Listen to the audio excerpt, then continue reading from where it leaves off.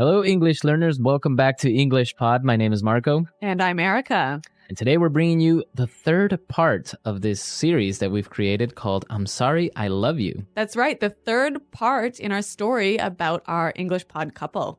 Yeah, it's a romantic series, but today we're bringing you an argument. That's right. Like in every relationship, you have fights, you have discussions. So we're going to teach you how to do that in English. That's right. In today's lesson, you'll learn some great language that people use when they get into an argument with their boyfriend or girlfriend. Right. So why don't we take a look at vocabulary preview? Vocabulary preview. We have one phrase today. Get a hold. Get a hold. Get a hold.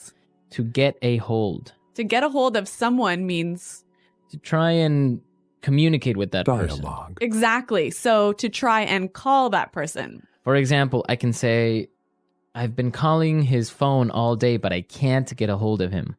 Or I could say, finally, Marco, I got a hold of you. Where have you been all day? Exactly. Mm-hmm. Now we're going to listen to our dialogue. And as always, it's going to be at a normal pace, but you don't have to worry about it. We'll come back and teach you all of the important words.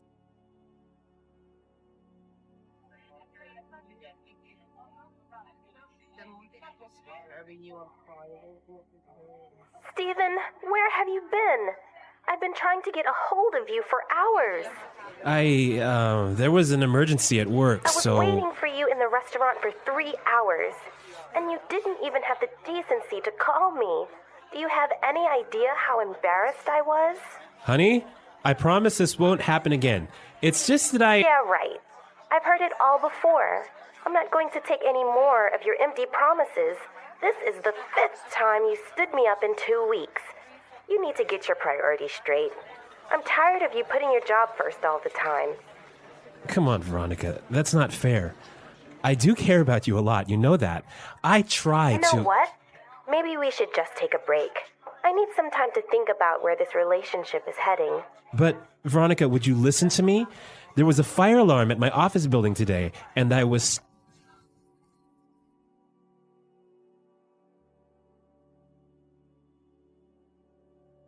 Okay, so a little bit of trouble in the relationship. Yeah, that's too bad. Yeah, well, I think she's overreacting. You do? We'll talk about that later on. But we saw some great words and phrases here, so it's time for language takeaway. Language takeaway. Today on Language Takeaway, we're bringing you 3 words. The first word is stood me up. Stood me up. Stood me up. Stood me up. The phrase stand someone up. When do we use this? If, for example, you have a date and you don't go. Okay, so let's say you and I were supposed to have dinner together, right, and you just didn't come. Right. And didn't call. Right. So I stood you up. Yeah.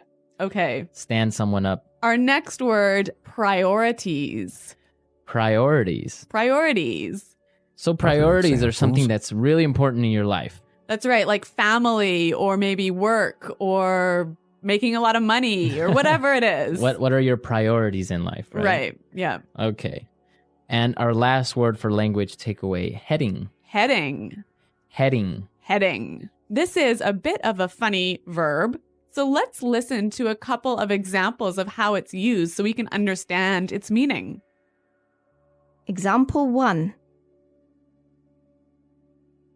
I don't know where our relationship is heading. Example 2. Where's this bus heading? Example 3. Where is this project heading? So basically, heading means going. Exactly. A heading is where you're going. Yep. Okay, easy word and interesting. Mm-hmm. Okay, so now it's time for us to listen to the dialogue a second time. It's going to be slower, so now we can understand the words that we just talked about.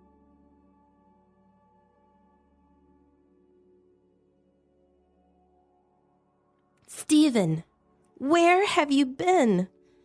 I've been trying to get a hold of you for hours. There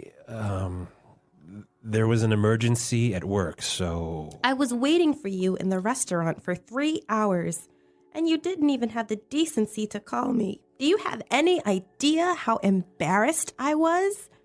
Honey, I promise this won't happen again. It's just that Yeah, right. I've heard it all before. I'm not going to take any more of your empty promises. This is the 5th time you've stood me up in 2 weeks. You need to get your priorities straight. I'm tired of you putting your job first all the time. Come on, Veronica, that's not fair. I do care about you a lot. You know that. I tried. You know what? Maybe we should just take a break. I need some time to think about where this relationship is heading. But, Veronica, would you just listen to me? There was a fire alarm at my office building today, and I was stuck. Okay, now we saw some interesting phrases in dialogue. Yeah, we saw some great phrases that people use when they're getting in a fight. Right. Why don't we take a look at some of them in Fluency Builder? Fluency Builder. The first phrase that I want to take a look at today is, do you have any idea? Do you have any idea? Do you have any idea? This is a great way to set up an argument. So let's listen to some Vocabulary examples of preview. how you would set up an argument using this phrase. Example 1. You forgot my birthday. Do you have any idea how angry I am? Example 2. Julie kissed my boyfriend. Does she have any idea how mean that was? Example 3. I just broke up with my boyfriend. Don't you have any idea how sad I am? So it's a great phrase to make that person understand that you were really worried or Really angry. really angry. Yeah, yeah. Okay. And now the second phrase that we can take a look at is, I've heard it all before. I heard it all before. I've heard it all before. I've heard it all before. So this is a great phrase of just saying, you don't have to give me an excuse. I know what you're going to say. Exactly. And our last phrase today, take a break. Take a break. Take a break. So when a couple takes a break, they sort of stop their relationship, right? They're breaking up. Yeah, but is it really like forever? Like a breakup that lasts forever? Not, well, maybe. It could be forever, but they're saying, let's just take some time away from each other for Yeah. a couple of days or weeks. Yeah, yeah. And see what happens. Yes. Take a break. Take a break. Okay, so our happy couple is going to take a break. Well, I guess they're not that happy then, hey? Yeah. Okay, so let's listen to our dialogue again, and then we'll come back and talk some more.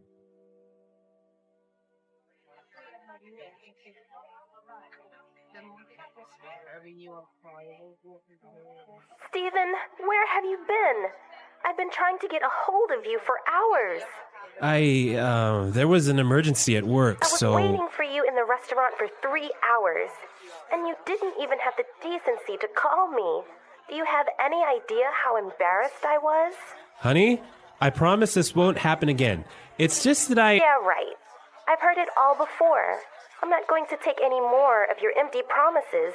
This is the 5th time you stood me up in 2 weeks. You need to get your priorities straight. I'm tired of you putting your job first all the time. Come on, Veronica, that's not fair. I do care about you a lot, you know that. I try You know what? Maybe we should just take a break. I need some time to think about where this relationship is heading. But, Veronica, would you listen to me? There was a fire alarm at my office building today, and I was...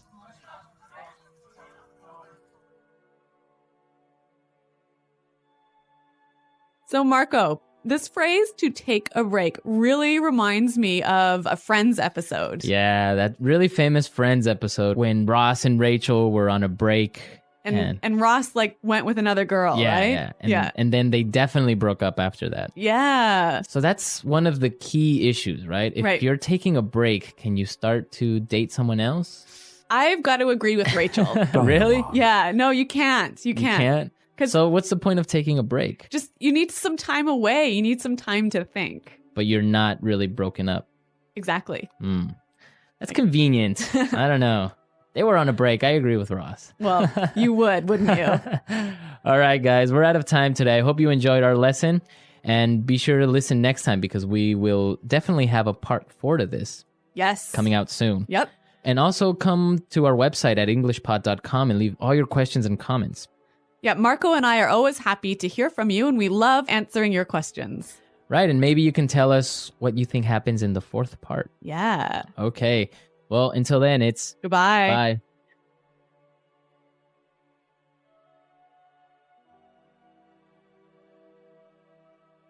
The second paragraph of the dialogue.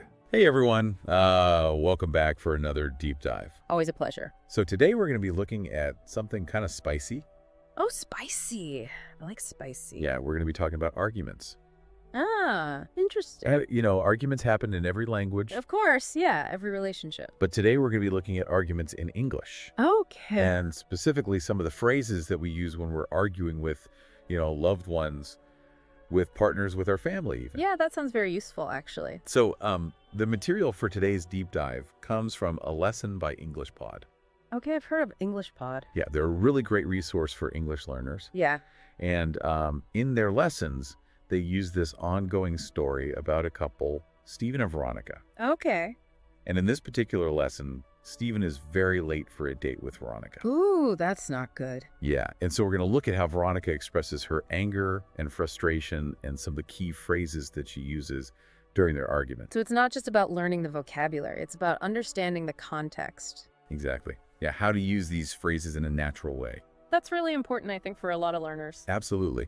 So let's jump right in. The first phrase that we encounter in this episode is get a hold of. Okay, get a hold of. And in this case, Veronica's trying to get a hold of Steve. She's calling him over and over again, but he's not answering. So there's a sense of urgency there. Yeah, it's not just about making contact. It's like she needs to reach him right now. There's a bit of desperation. Exactly. Yeah. Yeah. And I think we've all been there, when you're trying to get a hold of someone and they're not picking up, and it just makes you even more anxious and frustrated. Absolutely, especially if you're already upset about something. Right. So get a hold of is a great phrase to express that feeling. Yeah, it's very common too. Okay. So finally, Stephen shows up like hours late. Oh, no. I know. And Veronica's first words to him are, "You stood me up." You stood me up. That's strong. Yeah. It's definitely not just about being late. No, it's like a statement about her feelings. Right. It's about Vocabulary feeling preview. disrespected. Yeah. Feeling ignored, like her time isn't valuable. Exactly. It's about a broken promise. If she just said, "You're late," it wouldn't have had the same impact. Not at all. That would be very mild compared to, you stood me up. Right. And that one phrase really sets the tone for the whole argument. Yeah, it puts Stephen on the defensive immediately. And he tries to explain that, he was delayed because of a fire alarm at work. Oh, okay, a fire alarm. Yeah. But Veronica's not buying it at all. She's like, "I've heard it all before." I've heard it all before, so there's a history there. Oh, yeah. It suggests that this isn't the first time that he's let her down. And that there's a lack of trust in the relationship. It's like she's saying, "Your excuses don't work on me anymore." Exactly. She's not believing him. And I mean, to be fair, she did wait at the restaurant for 3 hours. 3 hours. I know, that's a long time. Yeah, I'd be pretty upset too. But Veronica's anger is completely justified in this situation. And what's interesting is that even though she's really angry, she doesn't resort to personal attacks. That's good. Yeah, she's assertive, but she's not aggressive. There's the difference. Right. So instead of saying "you're a jerk" or something like that, Yeah. she uses phrases that are more focused on her own feelings, like "you stood me up" or "get your priorities straight," which is the next phrase that we're going to talk about. Right. Get your priorities straight. What does that actually mean? Yeah, it's a phrase that we hear a lot, but what does it really mean in the context of a relationship? Well, I think it's about feeling undervalued in the relationship. Yeah, like you're not a priority. Exactly. And it can lead to a lot of resentment. Absolutely, because everyone wants to feel like they're important to their partner. Right. And if you're constantly feeling like you're not a priority, it's going to create problems. Definitely.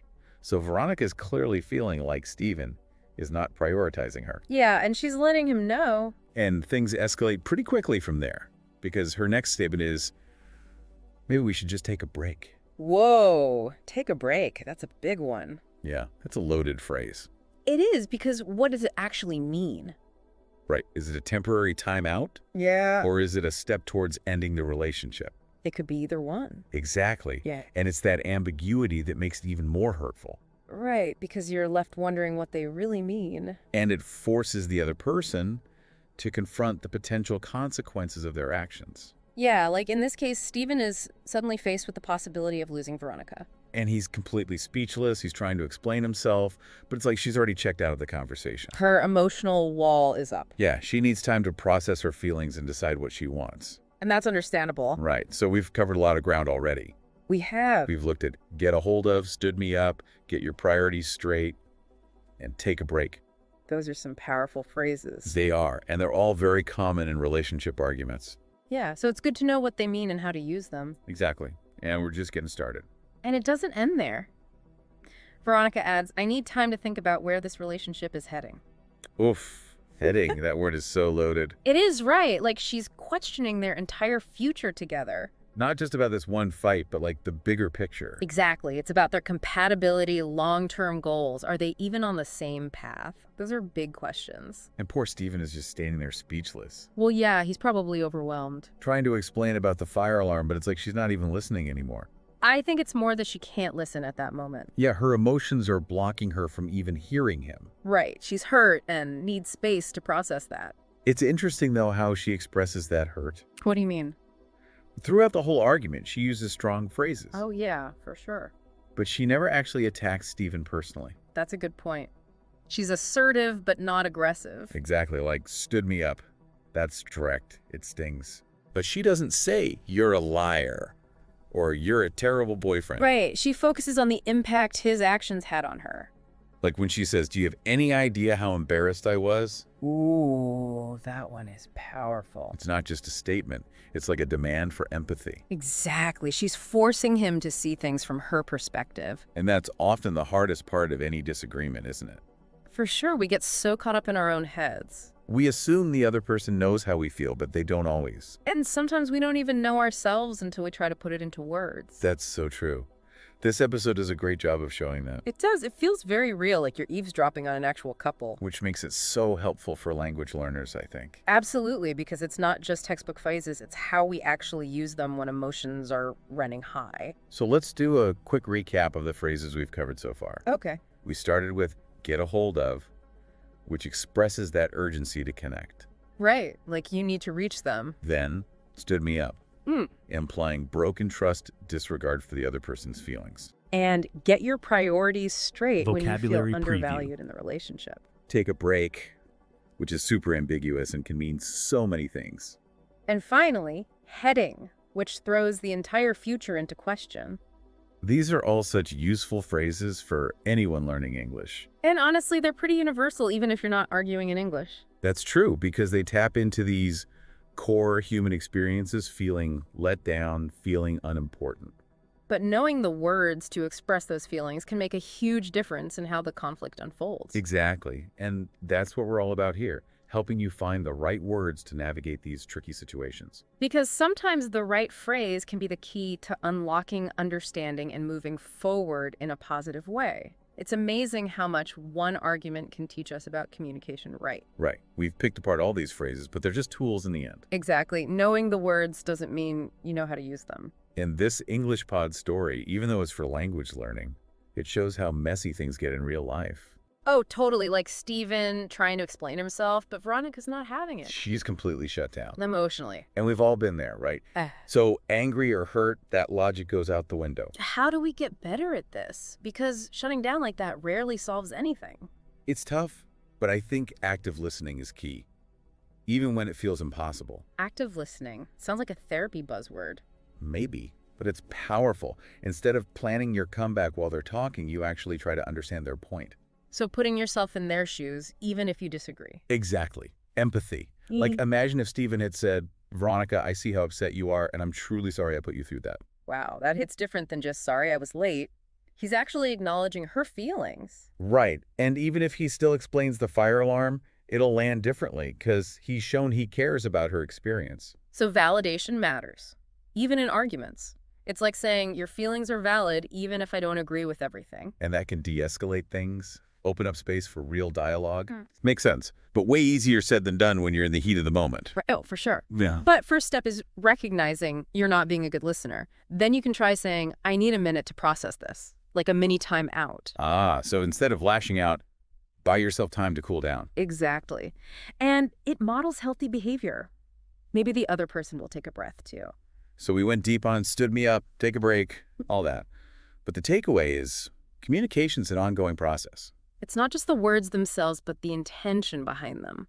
The willingness to truly hear each other, even when it's tough. This has been eye-opening. Our English pod lesson turned into a communication masterclass.